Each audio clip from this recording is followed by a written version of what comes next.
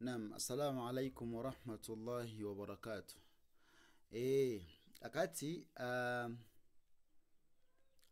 tumalize dua oba adhikari esembayo ediri esembayo mu yasauna tugambe nti kati ekoze ki ewereddeko ddala. Twebaza mwena abasobodde okutuyambako nga mutugulira data okusoma yasaluna eno okuva we yatandikira okutusa ku nkomerero yayo. Tusaba Allah abasiime buli omu alina kyakoze akute mu nsawo. Tusaba Allah abasiime. Tugenda kusoma yasaluna endala ate esingako ku eno naye nga tunoonya twetaaga okugula sound card, sound abire mulungi. Kati baneiba bali mu kuba music obedda bali mu kuba music dawuza fezi sources zizo nga zisizaamu endongo eyo. So twetaaga gula sound card eyo ejjamu eki background sound abire nga tatukosa. Twetaaga gula laptop egenda oku editinga zino video, laptop ey'amaanyi bako buno obwasimanyi kakadde kamu bikya. Twetaaga laptop nga y'amaanyi nnyo ngesobola oku editinga graphics zino insha Allah taala.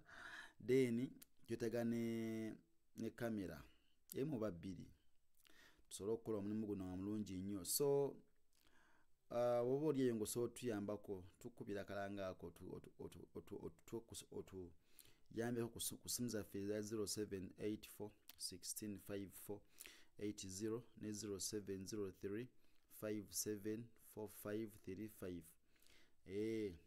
Enamba zaffe ezo kosobola okukola ki, kosobola okuyitira nobira nga mwana wattu okola ki, otweyungako.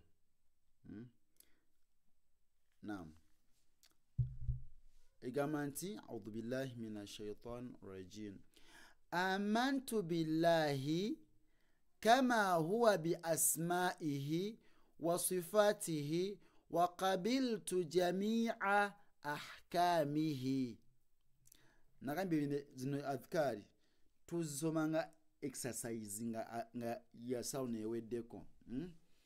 Nazo zituyambako okitegedde naye nga nawe osobola zikozesa mu bulamu obwo.